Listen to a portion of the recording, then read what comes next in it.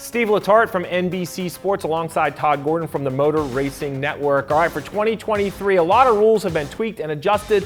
One that has already been tested in just the second race is the wheel being left loose or removed from a race car. Last year, when a wheel came off, it was real simple.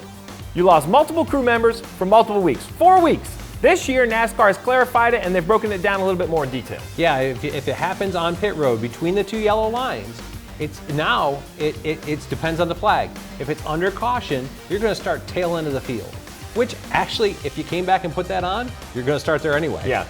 If it happens under green, you're going to have to do a pass-through and serve that penalty. Probably going to be a lap at most of these racetracks, but that's a scenario where it's a lesser penalty, which I think is reasonable for the single nut that we've got. Yeah, lesser penalty and what I would consider an in-race infraction, which is now, refereed in the race.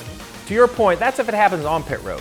Now, if you leave your pit stall, you go onto the racetrack, you cross that yellow line, and your tire comes off. Now the penalty is much more severe. There is still an in-race infraction of multiple laps. You're going to sit in your pit stall, and they're going to hold you for a few laps. You're also going to have the suspension of a couple crew members. Yes. And easier said than done. Now, I will say this. I like this because it's safety. Yep. So for the fan at home, not that it can't be bad on pit road. Cars are going much slower. Crew members have helmets on. It's a much safer area. Once the tire goes onto the racetrack, there's cars at speed, 150, 200 miles an hour. That tire could easily end up in the stands, end up in the infield. I think it has to be a very severe infraction as it is for multiple laps. Totally agree with you. On pit road, the fastest pit road speed we'll run is going to be a 55 or 60 mile an hour pit road, given what they take.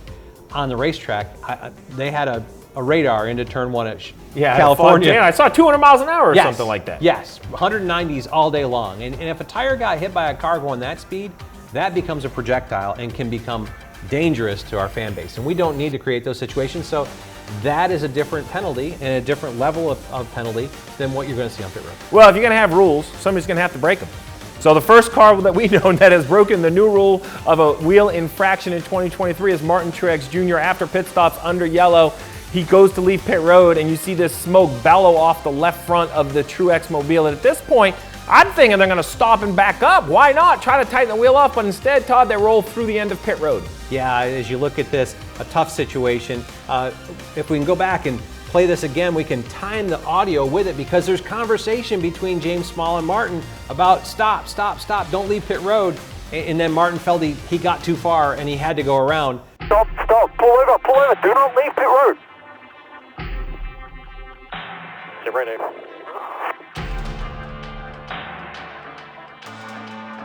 Gotta drive around now. I think in my case, I'd have come back and told him just back up. Even if you've been past the yellow line, it's 2 miles to get that thing back. I feel like we're going to lose a tire. That's going to be a 2-lap penalty. If I back him up, I just put my fortune in NASCAR's hands at that point. Well, you mentioned it. 2 miles was too long for the left front tire to stay on without the wheel nut. I will say, I would have been like you. The confusion is easily heard on the radio about should I back up, could I back up, how do I need to do it? The real question is, are you going to be allowed?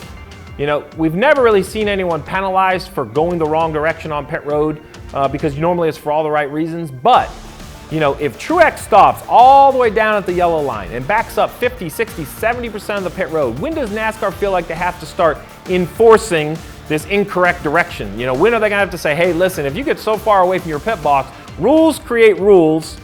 This one I think is going to be pretty crystal clear, and I think we're going to hear some crew members being suspended for a couple weeks. Yeah, I do, and I think if you're sitting in the box, I'm going to take the gamble that the penalty I'm going to get out of backing down pit road is going to be smaller than the penalty I'm going to have for having that wheel out on pit road.